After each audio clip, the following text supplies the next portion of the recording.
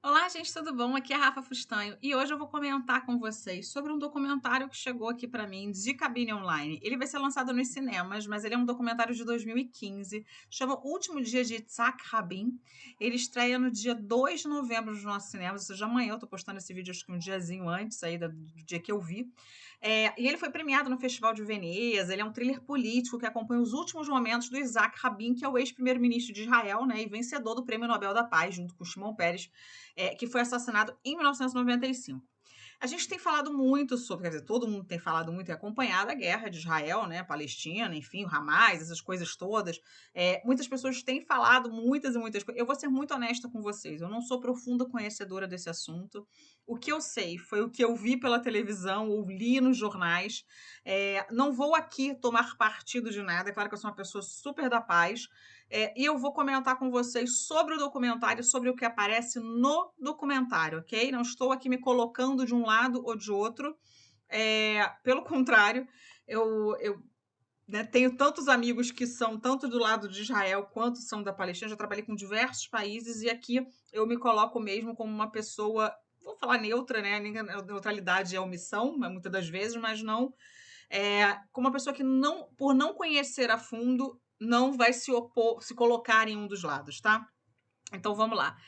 A gente tem aí um documentário de 2 horas e 36, extremamente interessante, sobre o Yitzhak Rabin, que a gente sabe que foi assassinado em 95, que foi televisionado, ele estava lá fazendo um comício, né? Enfim, não sei se o comício é a palavra certa, mas para mais de 100 mil pessoas, e ele levou tiros no peito, chegou a passar por uma cirurgia, mas ele foi assassinado.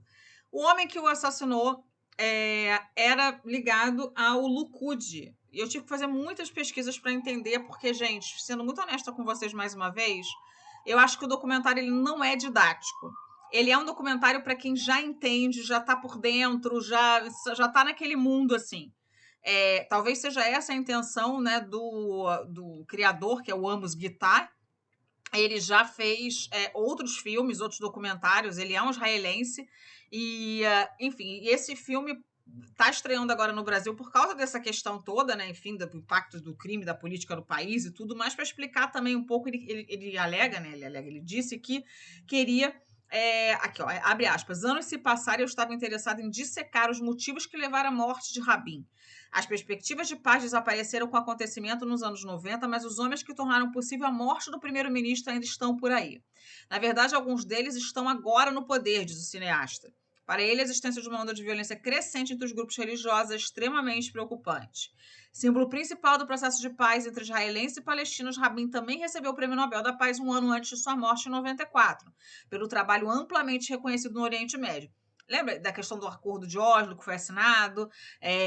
Enfim, até alguns judeus não ficaram satisfeitos, alguns israelenses não ficaram satisfeitos com isso, com a assinatura, principalmente os que eram vinculados ao Likud, né? É Likud que chama, que é esse partido que é considerado de extrema-direita e é o partido do Netanyahu, tá? Que é o que está no poder hoje em dia. Muitas pessoas não são a favor. A gente, como tudo, né, na política, se você conversar com alguém aqui do Brasil que gosta do Lula, ele vai te falar mega mal do Bolsonaro. Se você gostar de conversar com alguém que gosta do Bolsonaro, ele vai te falar mega mal do Lula. Só vivendo no país e conhecendo a fundo para saber a verdade, né? Esse que é o ponto que eu quero chegar aqui, por isso que eu me coloquei nessa neutralidade.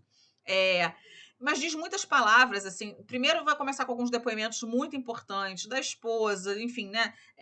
A gente sabe que ele estava com o Shimon Peres, que também ganhou, ele não sofreu nada e tal. Morreu anos depois, mas eu nem lembro de que ele morreu, mas enfim, gente. Enfim, naquele acordo assinado, então, com Yasser Arafat, com Bill Clinton, que estava presente, foi televisionado. O acordo, as pessoas de Israel diziam que eles estavam cedendo demais. E quando essa pessoa mata ele, né, esse criminoso, na verdade, ele diz que ele pode fazer isso, porque no Torá diz que quem ameaça a vida dos judeus, e esse acordo ameaçaria, de acordo com o que ele acredita, ele poderia então tirar a vida dessa pessoa. Ele queria assustar, mas acabou matando e não se arrepende disso. São palavras muito fortes, são palavras que a gente não vê o depoimento diretamente do cara, de verdade, que está vivo até hoje. Eu fui pesquisar, ele está em prisão perpétua, a criatura está viva. Mas a gente vê muitos momentos que são do Yitzhak Rabin falando, então é ele próprio, né, em filmagens antigas, e a gente também vê momentos em que são atores fazem, né, as cenas, né, que são importantes.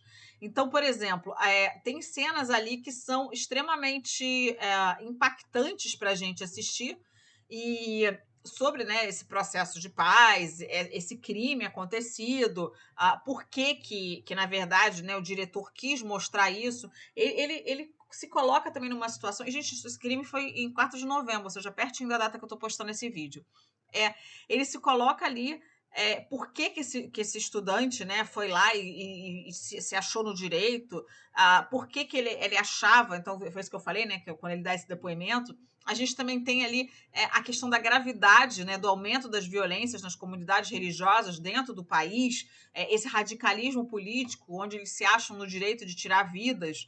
Então, tem aquele comitê também que é extremamente importante para decifrar quem estava por trás. Tem momentos de Isaac Rabin falando que ele pede para o Netanyahu calar a boca, porque ele não, né, na verdade, quem está ali comandando, porque não respeitava. Então tem toda essa questão política por trás, que ele quer provar que não foi do nada, né? Ou seja, quando uma pessoa vai lá e incita, na verdade, vai e comete um crime desses, ele, na verdade, está sendo incitado por um grupo ou por alguém maior que acredita que sabe que influencia a cabeça de outras pessoas mais fracas. Então, tem isso também. A gente tem ali outros nomes, por exemplo, o Avishai Raviv, que eu não sabia o que era, que ele é um ex-agente, né, do BET, sei lá, dos que. Eu não sei nem o nome, eu tinha anotado aqui, gente, de Israel, que é o Serviço de Inteligência Doméstico. Então, quando fala o nome dele, tem que parar tudo ali que está sendo feito para poder comentar, porque é um nome que é sigiloso. Tem várias e várias coisas. Eu fiquei me perguntando por que o Yitzhak Rabin não estava usando um colete, se ele era ameaçado o tempo todo. E aí vem um depoimento da esposa dizendo que ele não aceitava usar colete, ele acreditava que o que tinha que acontecer fosse. Então, tem umas questões assim muito de mostrar também alguns lados de Israel que nem sempre a gente conhece. Isso eu estou dizendo que é mostrado no vídeo, tá, gente? No documentário. Então, pessoas discutindo, falando, não, ele estava certo, Isaac Rabin está vendo para um lado errado, que não é o lado que Israel deveria ir. Outras pessoas dizendo, não, mas Israel também tomou ali as melhores steps, porque os palestinos alegam também, muitas das vezes, que Israel ficou com as melhores partes, né? Que eles ficaram ali com a parte da Cisjordânia, mas não é o melhor terreno que tinha, então que eles ficaram com o melhor, eles ficaram com o pior. Então tem todas essas questões, além das questões religiosas, que são comentadas desde que, né, a Palestina começou a reconhecer o Estado de Israel no papel, mas na prática não foi exatamente isso que aconteceu. Muita gente até fala que Yasser Arafat era um homem maravilhoso, outras pessoas falam que ele era um demônio. Então, tem muito disso. Eu acho que é um documentário extremamente agregador para quem já conhece. Vai ter muito mais interesse.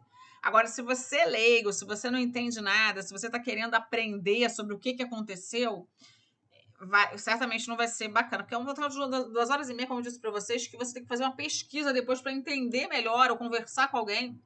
Foi o que eu fiz para estar fazendo esse vídeo, e muitas vezes você não vai chegar a uma conclusão. Porque estar em um dos lados só porque você viu alguma postagem de internet ou porque você viu algum político falando que provavelmente tem algum interesse por trás, né? Eles nunca são muito bonzinhos, seja de um lado ou do outro, é muito complicado.